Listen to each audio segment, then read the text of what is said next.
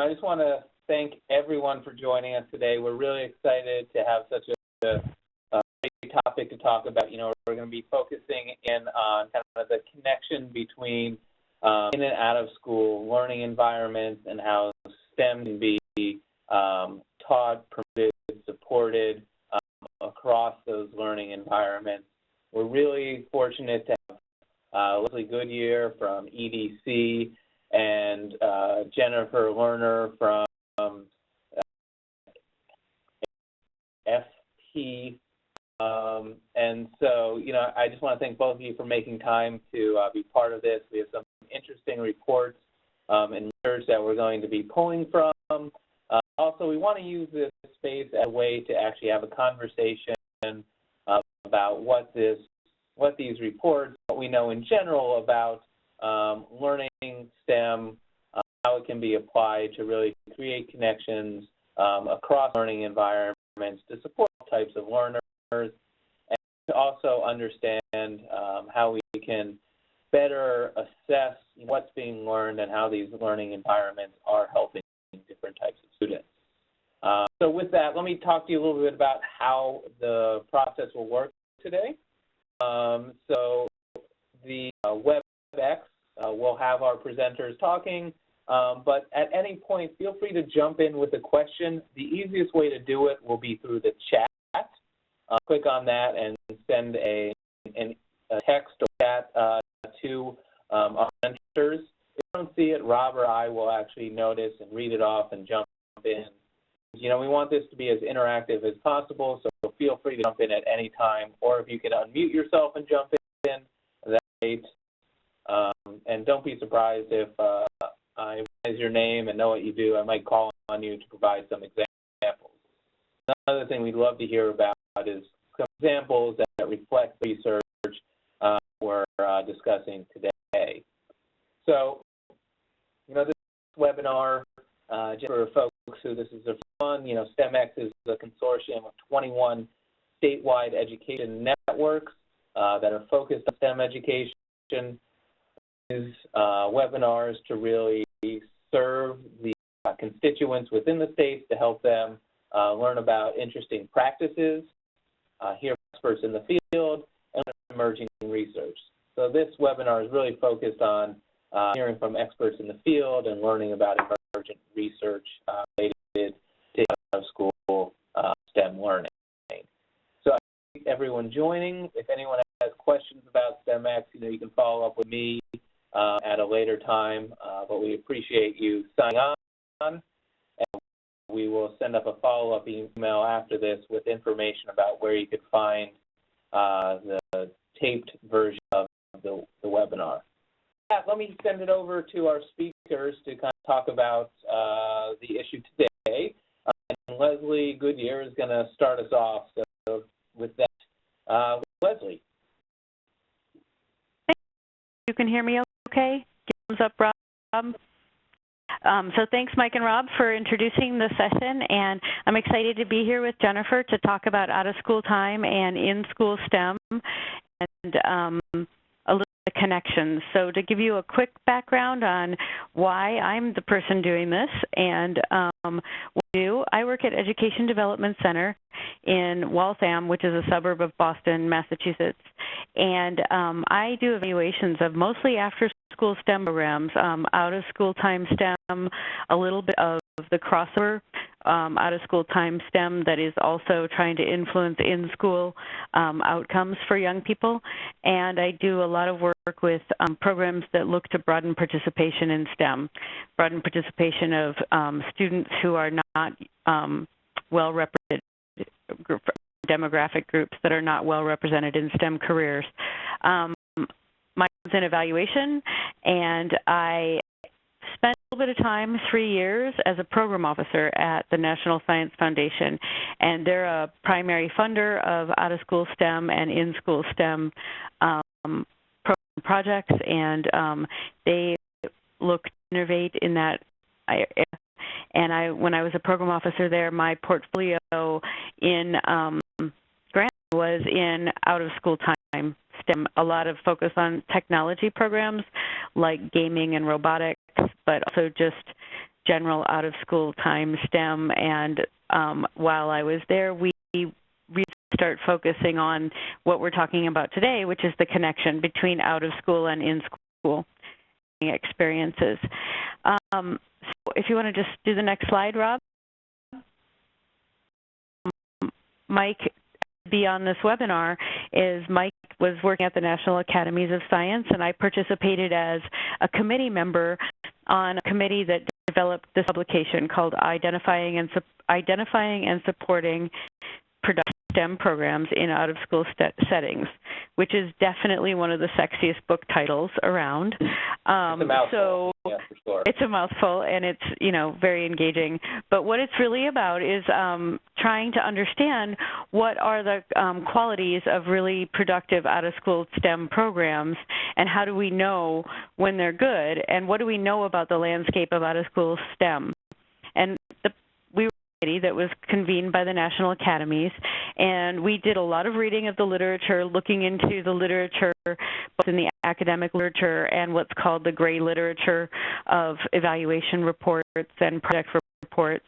We held committee meetings and held a workshop with a lot of practitioners and researchers who are investigating what young people are exposed to really exciting STEM experiences in out-of-school time. And we had other folks write papers that contributed to the report as well on different aspects of out-of-school time STEM, including citizen science and different types of STEM experiences, different hands experiences in STEM, those things, a little bit more about the research on learning in STEM. The committee was to develop criteria for identifying what are effective out-of-school time STEM programs, and then also to take a assessment of the strength of the evidence that's available based on those criteria. So to kind of say, what's the state of the field? What do we know? Where do we think the field ought to be going and filling gaps? Or where is the field really well supported by the evidence? So couple of reports that you all might be interested in if you're not already familiar with them.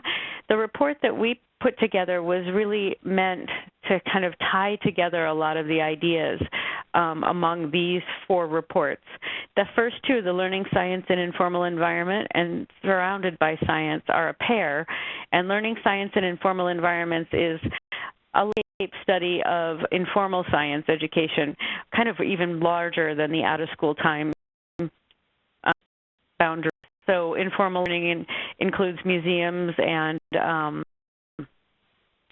media, gaming, all of those types of things. What we focused on for our report was really what you would call like programmatic experiences in out-of-school time, not experiences, for example, that are just a family deciding to go to a museum together on a Saturday.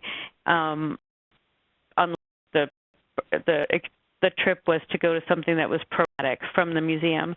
And then, so there's Learning Science in Informal Environments, which really helps to understand that landscape of informal science and its connection to learning. And Surrounded by Science was a companion publication that helps practitioners to use the Learning Science in Informal Environments publication in their work.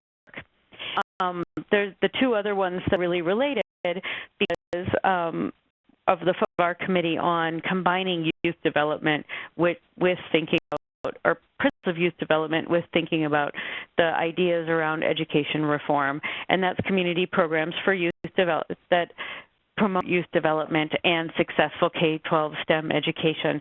So if you can imagine, our report kind of pulled in all of these perspectives, the perspective of in-school STEM and what makes really good education, the perspective out of school sort of informal science learning, and then the perspective of, or there's a foundational idea among many in informal science that youth development is at the core, or is functional to really great experiences for young people in out of school and in out of school STEM. So available on the National Academy's website, nap.edu, if you're interested in taking a look at them. They're really helpful to set the stage for work in after school, and especially if you're writing grant proposals to allow you to set up sort of the work for what you're going to be doing. So when we report on productive after-school STEM, we really, as a committee, after a lot of conversation, decided that we would take sort of an ecosystem perspective to the to STEM, and imagining that there are these STEM learning ecosystems that are in play. And this is really where the in and out of school STEM together to imagine that the kid in this case, the little girl who's right at the center, is the center of the learning ecosystem, and that all of these influences on her, from the neighborhood to the workplace to the home to the school and out-of-school experiences, different institutions in the community, youth development organizations, cultural influences are all in play with the learning of a child, and that out-of-school STEM experiences need to be situated among that, or within among influences and within that ecosystem. And so we really were thinking that out-of-school STEM does not exist in a vacuum, so to speak, or on its own. It exists in an ecosystem where one might think leaving school and taking with them the ideas that they've learned about STEM in school to the out-of-school experience, and then leaving their after-school program and going home for dinner and maybe having a conversation with a parent about what they were thinking about and exploring something else at home or on the weekend, and then bringing that back to school, or going to another program on the weekend and thinking about that when they came back to whatever it was they were doing after school. And so the real idea is that none of the programs works in isolation in order to influence STEM learning for children. The concept of the publication slide. 3 buckets, so to speak, of qualities of productive out-of-school time STEM programs. And those are that the experiences for students are intellectually and emotionally engaging, socially and culturally responsive, and that they're connected across settings. And so if you go on to the next slide, that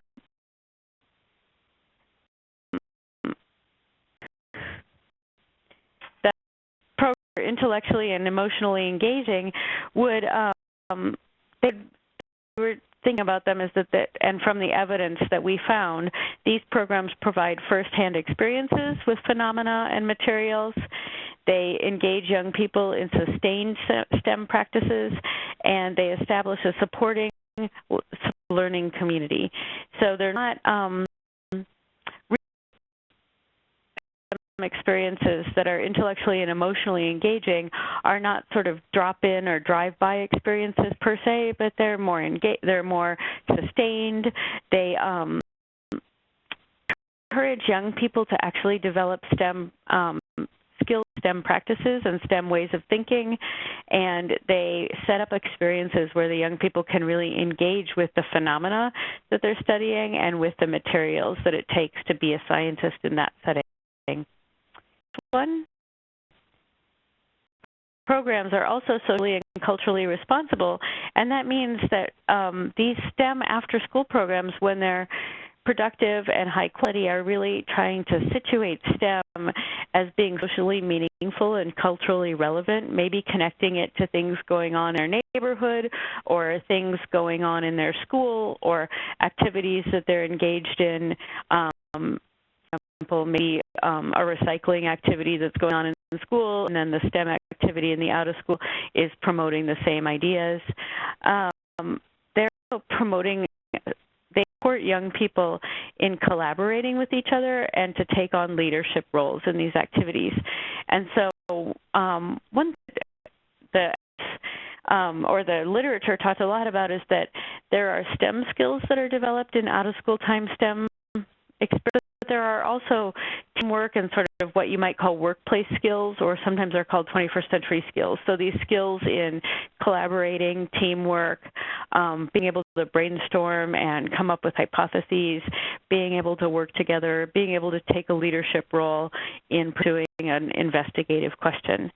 And then foundational concept that came up in the literature is that full-time STEM experiences that are really strong have staff that position themselves as investigators alongside the young people. And so many of the programs and projects that do training and after school will talk to us about, for example, saying it's perfectly okay to say, I don't know either, let's figure it out together, rather than feeling like the facilitator or the educator needs to be the expert in any given situation.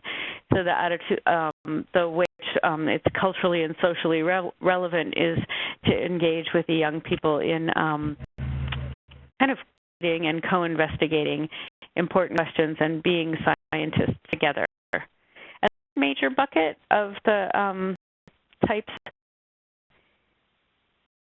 the principles are that they're connected across settings.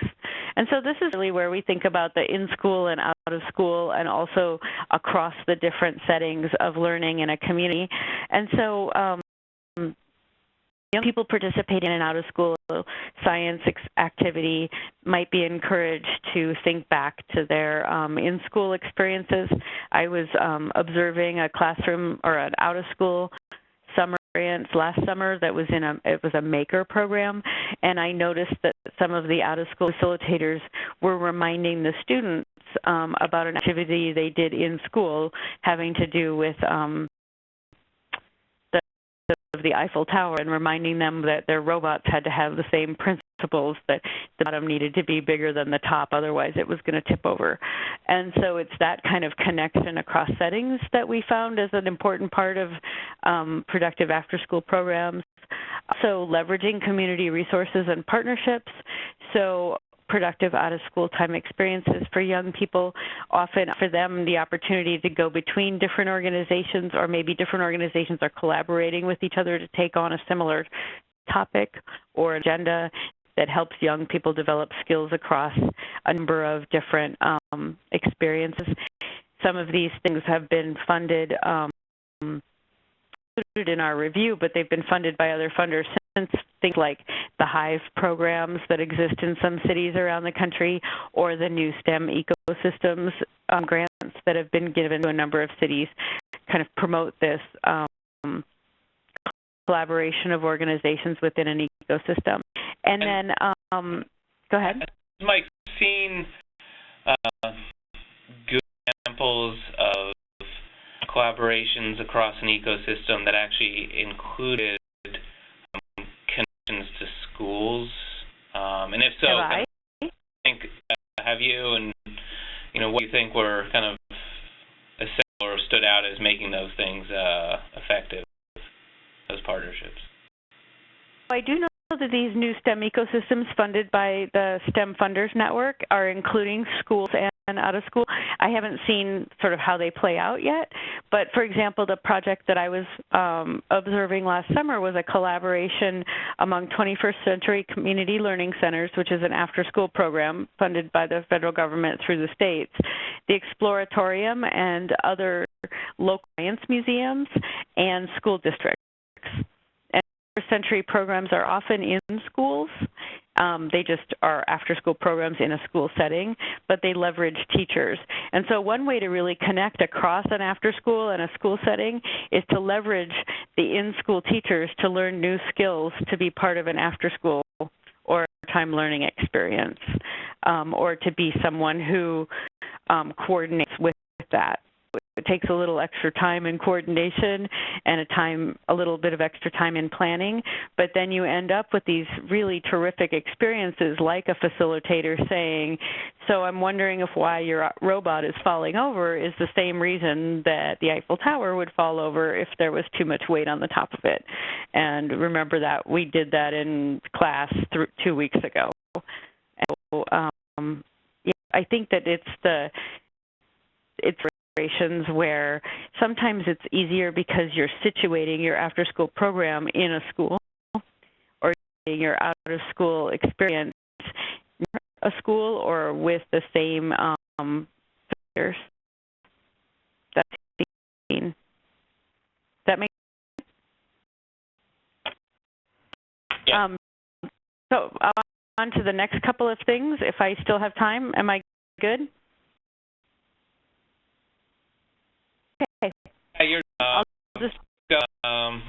coming close to time for your section. Okay. So the last couple of things I just wanted to say is that as we think about having this connections across schools, out of school, and a full ecosystem, it means that we need to think about our evaluation of those programs a little bit differently.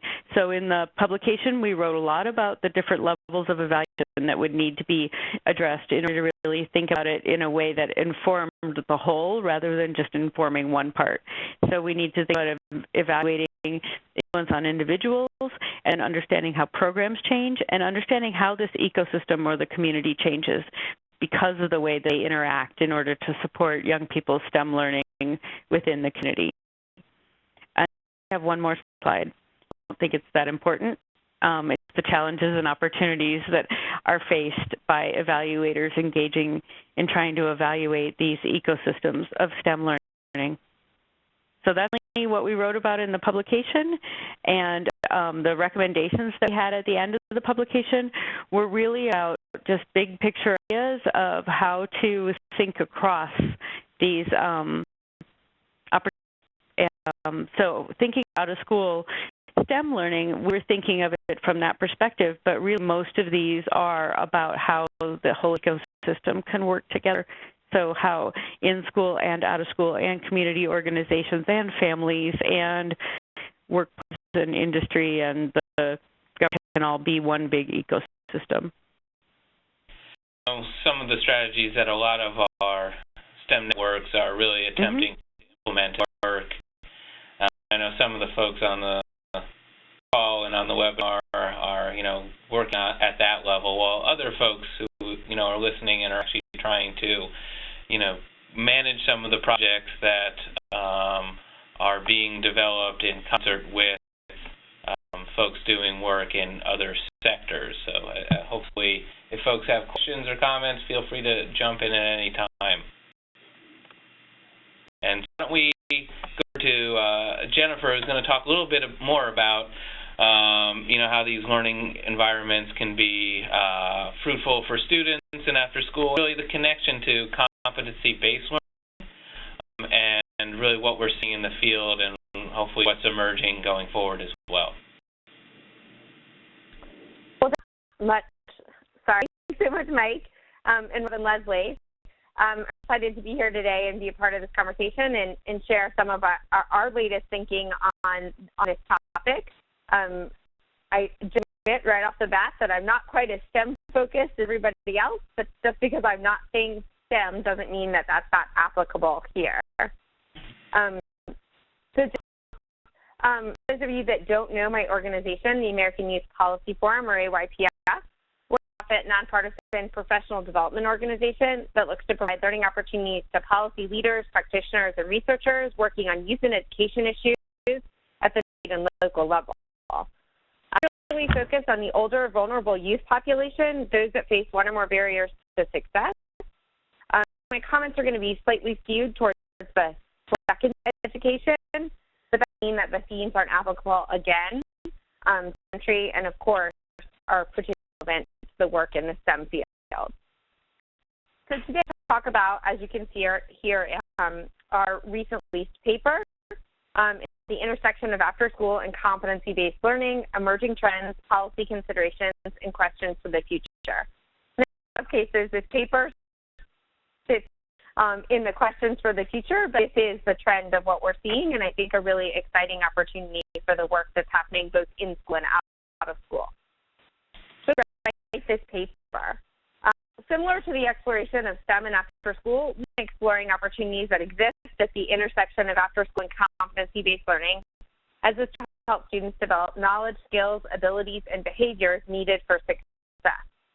Specifically, we saw the intersection of these two fields as an opportunity to achieve the goal of college and career readiness. Now, college and career readiness is a super word right now and probably means 1,000 things to lots of different people. So define it here as well as defining some of the other words that I've included in the title of our paper. For career readiness as a range of knowledge, skills, abilities, and dispositions or behaviors that young people need in order to be successful. But certainly we think that school can't do this work alone. And so in order to achieve college and career readiness for all young people, we require support from a variety of providers and programs, many which occur outside the traditional classroom. So, what do I mean when I say competency-based learning or competency education? You'll see the consensus definition, which has 5 tenets developed by a partnership called competencyworks.org, which is policymakers, practitioners in this field. You can see the definition, and I'm happy to talk through it, but our AYPF created a short 60-second video to help understand what competency-based learning is in layman's terms, and so I'm hoping Rob can cue that up now.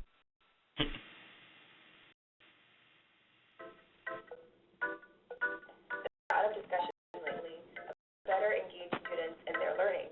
One promising strategy is competency-based learning, or Everything so well. There we go.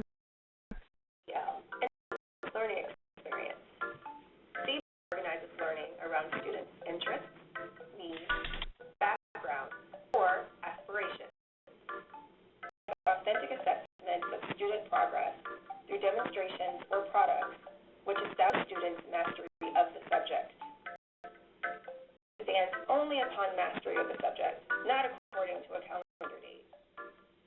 C offers transparency for students, teachers, and parents, and Sorry to mute that distraction. about their students. CBL provides opportunities for student-driven learning environments, and it successfully engages young people in their learning.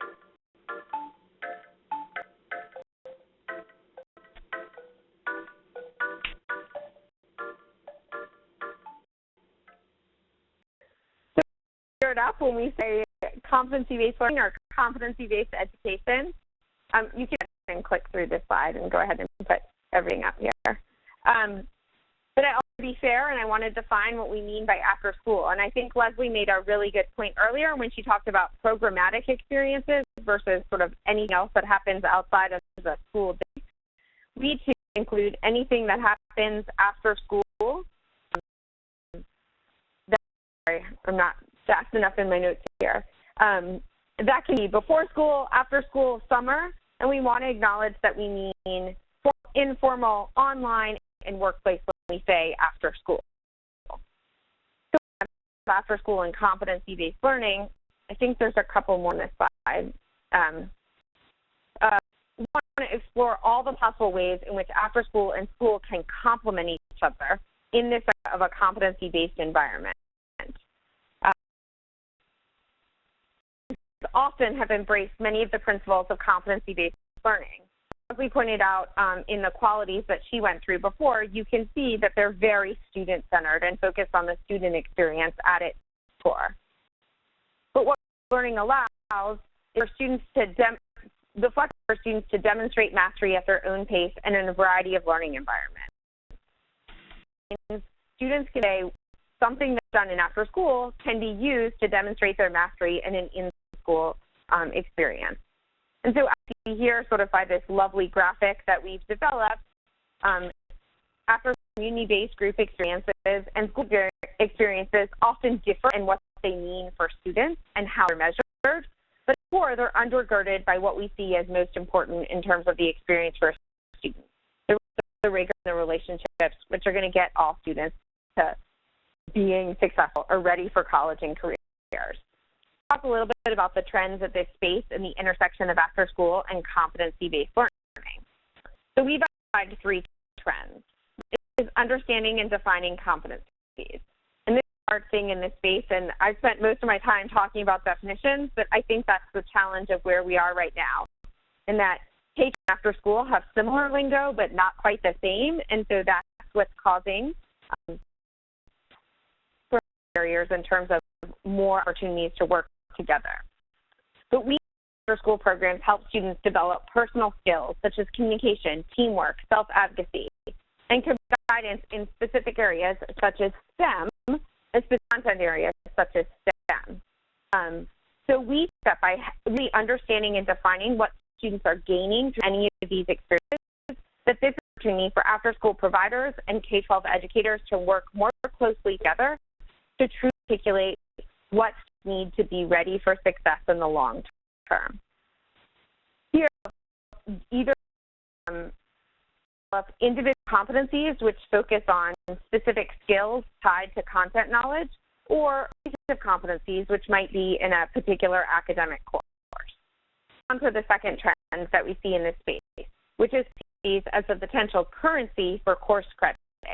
If we agree upon the competencies that students need to demonstrate true mastery of an academic content area or a course, they can be our language, our currency for translating learning experiences both in the out-of-school time for students to earn credit for in-school, creating a way more robust learning environment which transcends the school building and the school day, and allow for students to really personalize their own learning experience.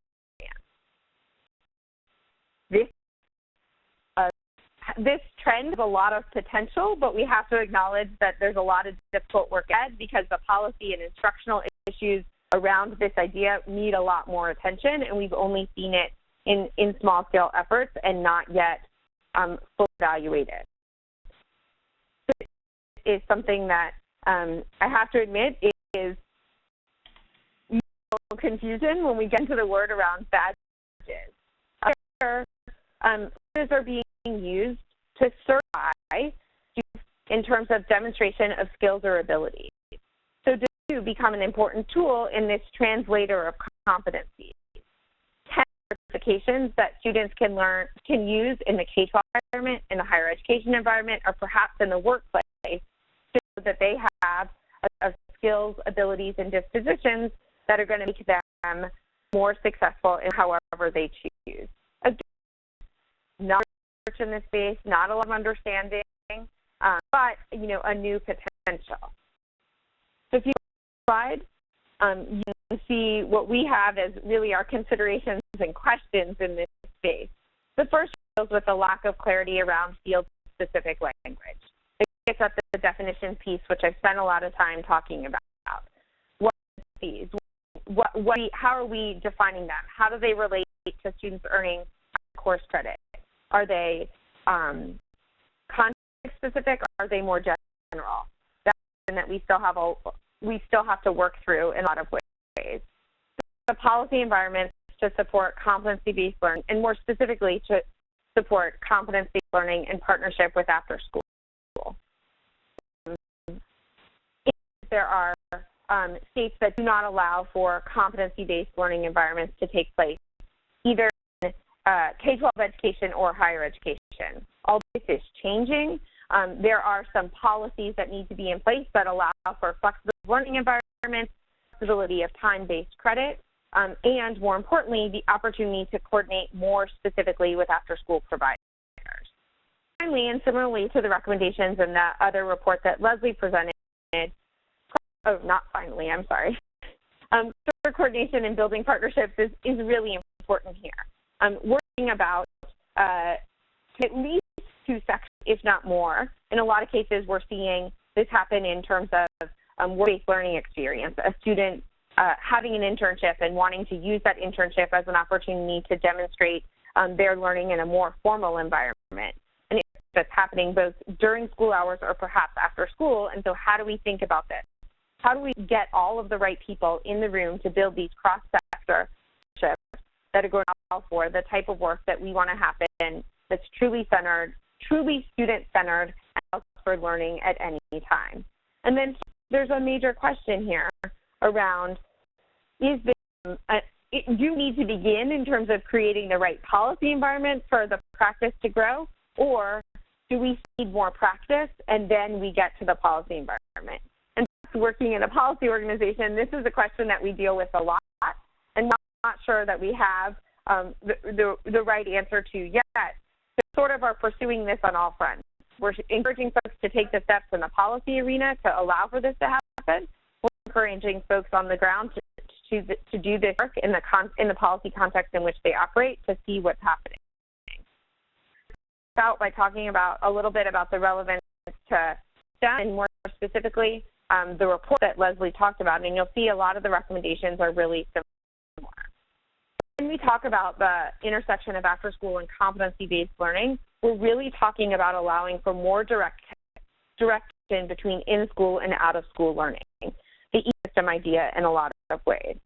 What this is allow us to leverage the resources that often are unique to after-school or out-of-school time providers to achieve our school-based goals.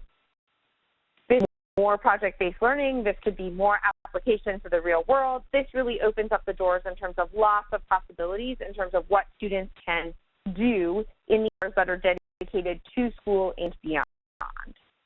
Most importantly, and I think where both reports identified the great is really around building professional capacity within the field. And here we're talking about professional capacity in a variety of places, educators, with after-school time providers, with students, with their families. I mean, this really is an opportunity for us to leverage the learning and the training that has been sector-specific and for it to be broader than just a single sector. So I'm going to stop there and see if folks have any questions or see if Mike wants to jump in.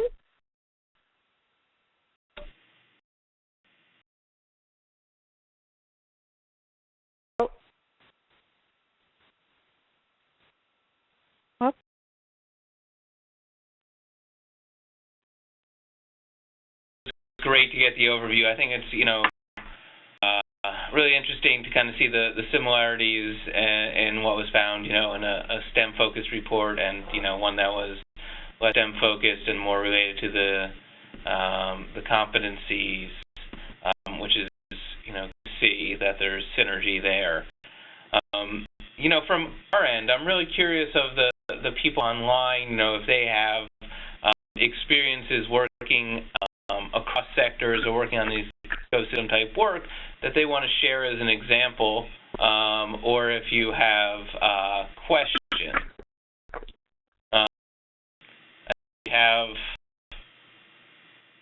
questions coming in over the chat, so why don't we handle them first, and if folks want to take themselves off mute, feel free to jump in as well. I'll read this first one since I know some folks can't see the slides because they're just calling in. But when you talk about policy to practice versus practice to policy, does this happen at the school level, the district level, the state level, the federal level, et cetera? Yeah, good question. So it probably happens at all levels in some way, although perhaps not at the federal level because there's not much practice that's going on by the feds in this space. But I'm thinking about, looking at levels and more specifically at the interconnection between all levels, particularly around competency-based learning, that state policy is often the largest barrier that people feel like is in place to allow them to pursue this. So, for example, with high schools, states don't allow flexibility around the Carnegie unit as the only way to offer credit to really create learning experiences that are not time-based. So that's a pretty significant policy, because that doesn't mean that folks shouldn't give things a try. And we're seeing, even within the context of states or schools and districts in particular are trying different things and really trying to say, we're not advanced students until they demonstrate mastery against all of the course competencies that we've defined. And just to be clear, if you still are a little bit confused about what competencies are, and we do a great job of defining what competencies are, because I think there's a lot of confusion about what competencies are. In my competencies are a combination of academic-based standards as well as abilities and skills that we want students to have to be able to apply that knowledge in a variety of contexts. Not everybody is defining it that way, but that's probably as close as you can get to a consensus around what a competency is. Off a little bit of Jeff's question, he did ask for some examples, but let me make it even a little more pointed. Like when it comes to competency-based education, as a whole, I can save myself some money with competency-based education. I can get a degree from Western governors and use that could be cheaper and help me get a job. In the K-12 space, in the secondary school space, where as a student get the most bang for my buck in a after-school or competency-based program outside of the school day? Yeah, this is where students can really personalize their learning experiences. And again, this is not happening at scale and across the country. But for example, this New Hampshire has a practice called extended learning opportunities, where students can go to a teacher and say, I'm really interested in calligraphy. I'd really like to find someone to do this. Participating in a program after school, they can make their own learning experience around that. With that, both for students to pursue sort of passion interest, but we're seeing this and it developed in partnership with after-school programs in which students are have been getting a great experience, and they're wondering how to translate that back into their classroom experience. For example, if they've been going to the Boys and Girls Club since they were 6 years old and participating in some of the science programming, for example, that the Boys and Girls Club does, something with that in which they can say, hey, I noticed in my physics class I have to demonstrate mastery of some concepts they want. I did this experiment at the Girls Club. Can I bring this experiment in, and can this be my demonstrated mastery of this particular concept? Yeah, the core decision there is going to be coming from like their local high school, right? With college, there's an accreditor, right? So like Western governors and accreditation. Here, the accreditation comes from, average schools or something like that. So within STEM, there's been a move for kind of these badging efforts, which gets into the competency-based education. Some of it's being pushed through particular areas of computer science education, but more broadly, within STEM, different providers are now providing badging.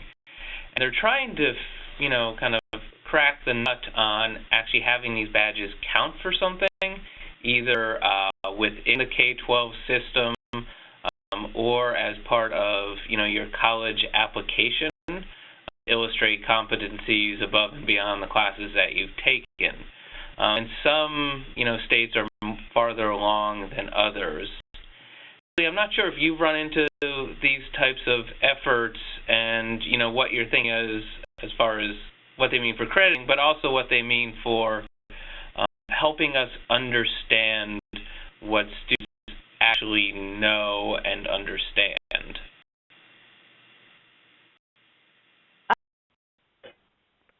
You're right, Mike, about that there have been efforts to think about how badging can be sort of combined almost with what places are doing around portfolios, educational portfolios that contribute to applications to college, or portfolios contribute to for graduation requirements, that then badging becomes a part of that portfolio in terms of being able to demonstrate skills or knowledge. There are a number of that have explored badging as options for demonstrating STEM skills or STEM practices, STEM knowledge, in concert with the next generation science standards. So trying to make sure that a young person might be able to demonstrate that on, say, for example, one of the state exams, but also through a badging system, so that if they've taken it further than, say, for example, the AP course, or taken it further into an interest area like Jennifer was describing, they can demonstrate that they've done that. And that's been particular, like you said, with computer science, with technology, with community college type courses, that be sort of demonstrating an actual skill, with gaming world, with web development, those types of things. But a little harder with some of the other stuff to demonstrate that with badging and real-time experiences. But I think, yeah, there's definitely moves to try to, I know that universities that have actually using badging as criteria for applications, that you'd be able to substitute that for transcripts in certain cases. It helps facilitate students demonstrate knowledge who might not demonstrate it as well on a standardized test. Mm-hmm. So it might demonstrate knowledge that's beyond the curriculum in squareness in a district. The challenge with badges right now is that while they are explore new and interesting areas, they don't quite have the same quality control there yet. You know, right? Like, we're not, a high school diploma ideally certifies a level of quality in which you've completed the requirements, and so, I think how are badges perceived in K-12 and higher ed and in the workplace is the question that we still have to ask. I don't know yet what would happen if a student applied for a job at our organization and said, I have these 60 badges, standardization amongst the badges yet, and I don't think that we have a clear understanding of what they mean. That is that they aren't valuable and aren't great examples of a demonstration of mastery of knowledge and skills. We just haven't yet dealt with the quality and quality control issue. In terms of that kind of thing, it still demands setting up an entire system for determining the criteria for getting a badge and who will give you the badge and what that badge will be based on in terms of demonstrations, right? So it badge doesn't necessarily show anything unless there's a really robust system behind it.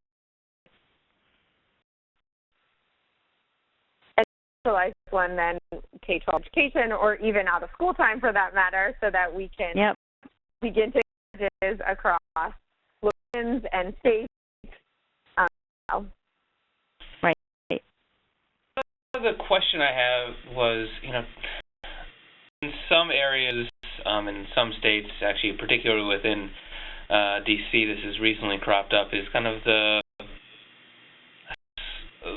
infighting between education sectors. So, for example, within D.C., there was recently kind of a bill or passed that basically said that the funding from the Department of Education in D.C. for after-school money can only be used for extended day rather than going to nonprofit after-school providers.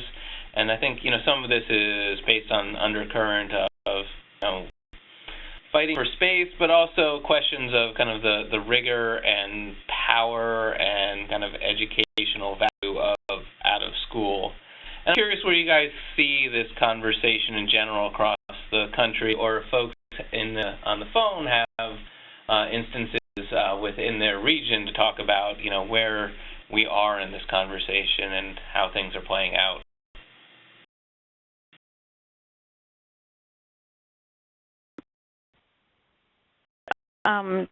Department of 21st Century Community Learning Centers program, which is a federal after-school program that then grants money to states, and states decide how to implement it.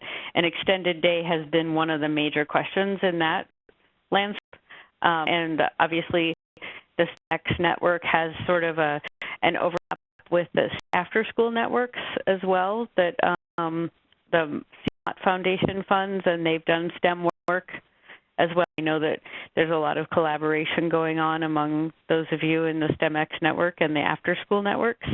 And this extended day has become a big conversation for Century because of the waivers being offered. And I don't know the situation in Washington, D.C., Mike, as well as you do, in terms of being legislated that they have to do the extended day versus doing after school through faith-based organizations or community-based organizations or other places. But 21st Century was allowing states to give giving states waivers to use the 21st Century Community Learning Center money to do extended day versus after school. And that became an issue in that it could end up meaning just extra time tacked on to the day rather than a thoughtful implementation of engaging novel-like experience. And so there's concern in the community that the extended day approach could end up making school just longer but the same rather than school plus full-time experience, which would be maybe the same amount of time, but two different sorts of pedagogies and philosophical approaches, and the out-of-school time approach would be something that was more youth development based or more hands-on of STEM, more exploratory, those types of things. So that not sure there's any one answer, but I think it's a big discussion among those in after school and doing out-of-school time STEM. There's an assumption on both sides that the other one is doing, and I'm not sure that they really do. For example, I don't think that the notion that in-school STEM is always a teacher lecturing at a chalkboard. I think that that's probably not as common as people like to think it is. I think that STEM in schools can be really exciting and well done and very motivating to students. And I don't think that after-school STEM is always the fabulous, wonderful, hands-on explorations that we want to imagine are happening. They can be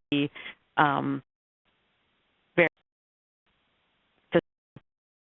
so the end-of-day thing is just like another thing in the mix with the after school, trying to worry about whether students are actually just getting good experiences, period.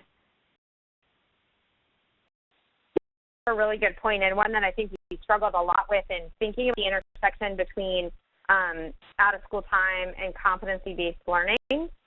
When we set this up, I think a lot of folks said to us as we were vetting this with leaders in this space, you are setting up these experiences as silos.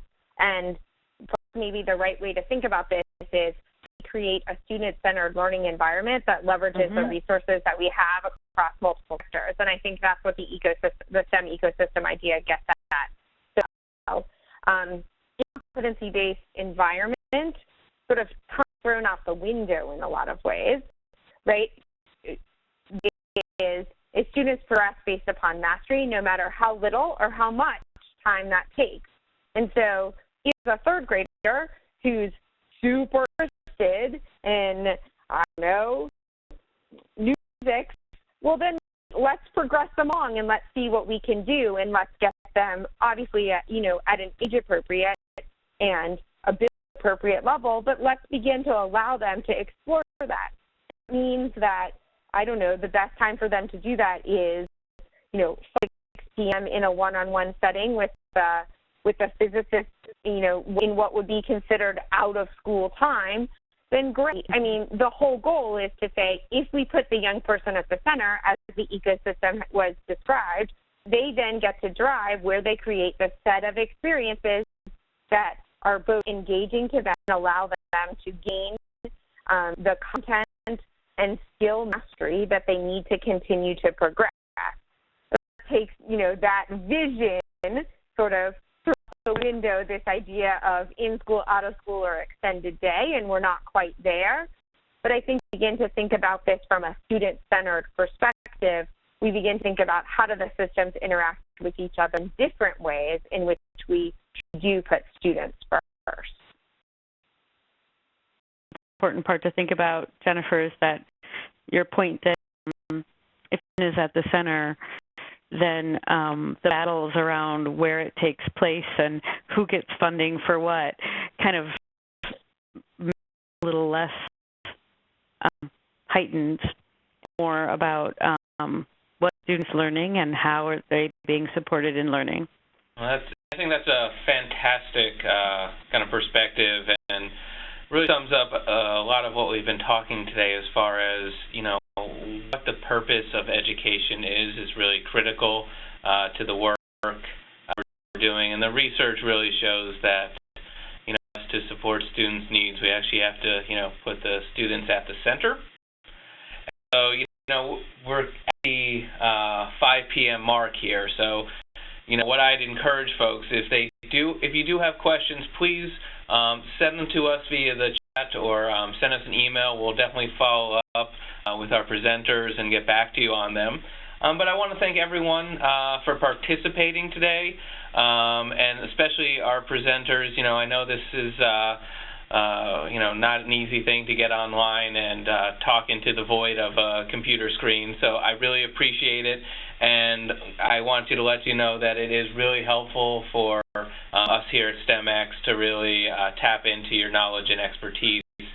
We will follow up with you with any questions going forward. And so with that, I want to wish everyone a really good evening, and hopefully we'll see you on the next STEMx webinar. It was nice. Thanks,